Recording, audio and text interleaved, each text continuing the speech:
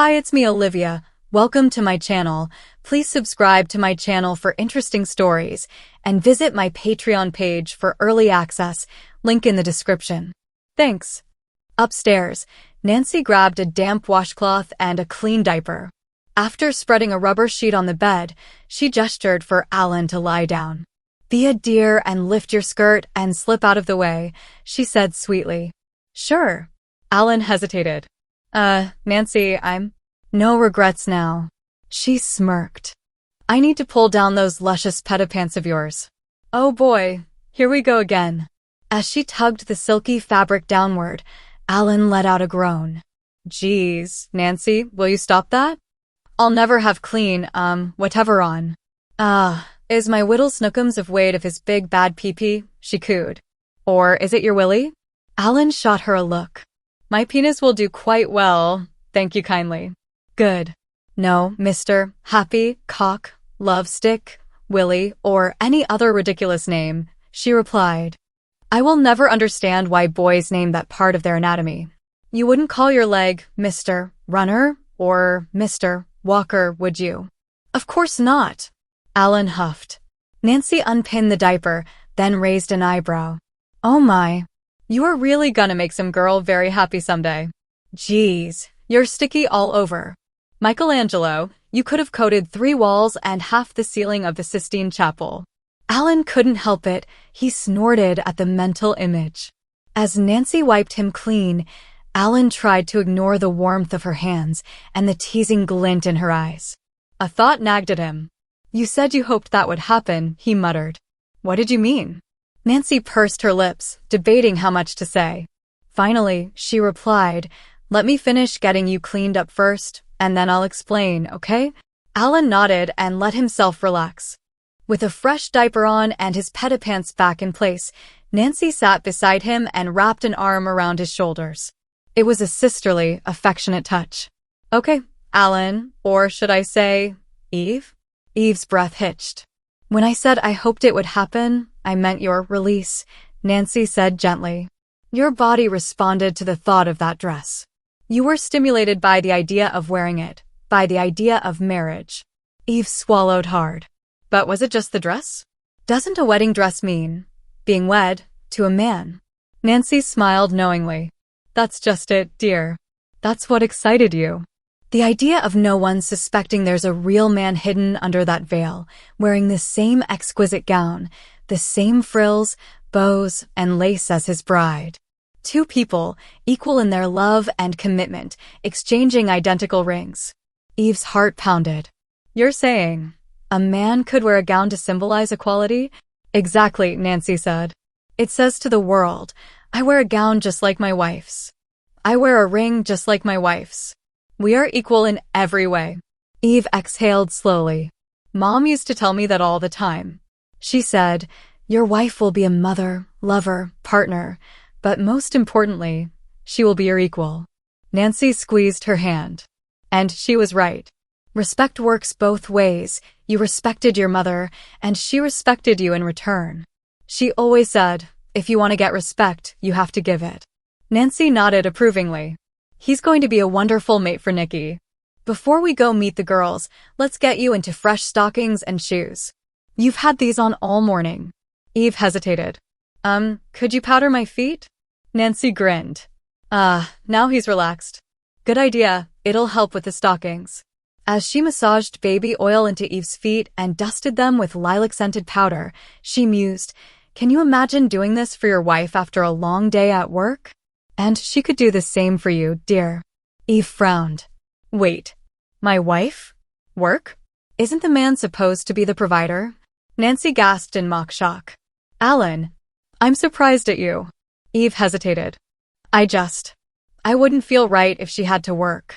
It'd mean I wasn't a good enough provider." Nancy simply smiled. "Oh, sweetheart, we have so much to talk about." "I understand, dear, but don't you think that she would have to make her own decision on whether to work or not?"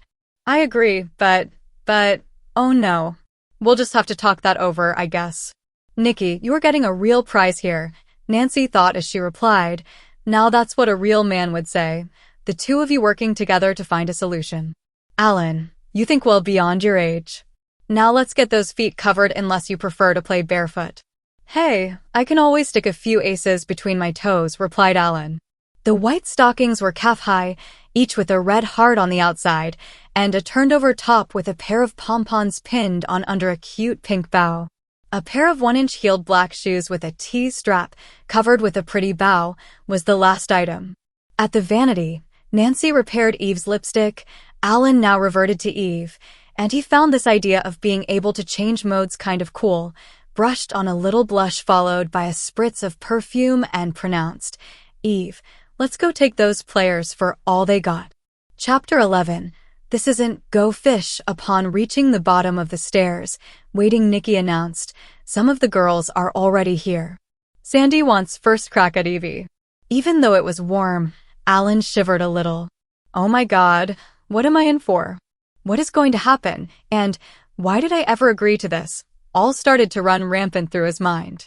He sought comfort in one of two he knew he could trust the most. Taking Nikki's hand, he quietly said, "This is the first time I'll be meeting these girls, and I must say I'm really scared."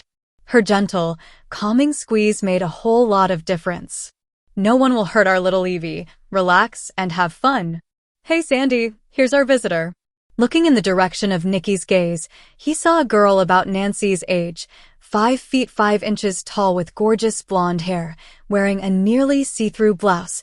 Her lacy bra was a pale blue, with knee-length blue denim skirt. Her smile and wave were very friendly. "Sandra, I'd like you to meet our house guest Eve St. John." "Eve, this is Sandy." "Her father is Mayor Joseph Parks," Nikki said. Sandy didn't waste a handshake. It was a kiss and hug with, "Eve, dear, you smell great. That is a nice skirt. And those adorable socks, how cute. Thanks. Love your blouse. You are really pretty, Sandy." Her smile made Eve feel real good, and you are a very lovely young lady. Please honor me by sitting at my table, made him feel extra special. Now this feeling was something especially different from previous experiences. This young lady, and that she was, actually wanted him by her. Entering the room holding Sandy's hand, Eve could hear the sounds of classical music coming from a radio or CD player. He half expected a live quartet or quintet. Looking around, she counted 5 tables, all set up with drinks and snacks, and perhaps 18 or more young women in slacks, jeans, skirts, and some in beautiful brightly colored sundresses. Sandy took him to various groupings and introduced him to them, all very attractive and kind to him. With near hugs and kisses, Eve became their center of attraction, and as they gathered around, one girl asked, "What is that adorable lacy thing you are wearing?" Lifting up the skirt and slip, he showed off the petitpants to their oohs, ahs, and how adorable, without feeling shame at what he was wearing. He even volunteered what he had on under that lovely garment.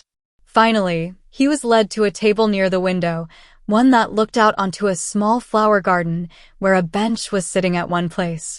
Sharing the bench, Eve sat quite girlishly to Sandy's right. In front there was a tray with pretzels, chips, chocolate pieces, and other snacks, and a pitcher filled with orange juice sat on a girl's rule tray. A plastic glass sat at each player's position. Between the trays, 2 sealed decks of cards awaited the players.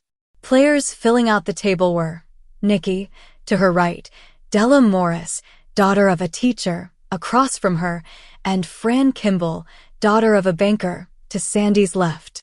"Okay," Sandy announced, for Eve's benefit, "here are the house rules. 3 raises max. No check and raise. No picking up checks. Play is from money on the table," to Eve she said, "meaning you can't go into your pocket for change during the play of any hand.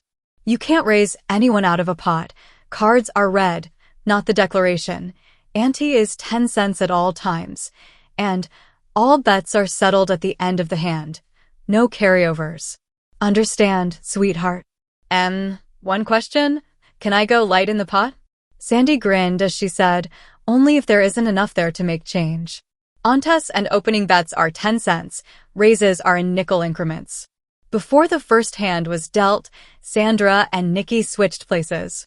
Nikki dumped a pile of coins on the table, saying, "If no one complains, Eve and I will be partners." It was quiet as Nikki dealt the first hand, Texas Hold'em. This partnership started on a high note. Ace and King of Diamonds were their whole cards. As play progressed, Della asked, "If you don't mind, Evie, would you like to tell us how you got into this situation?"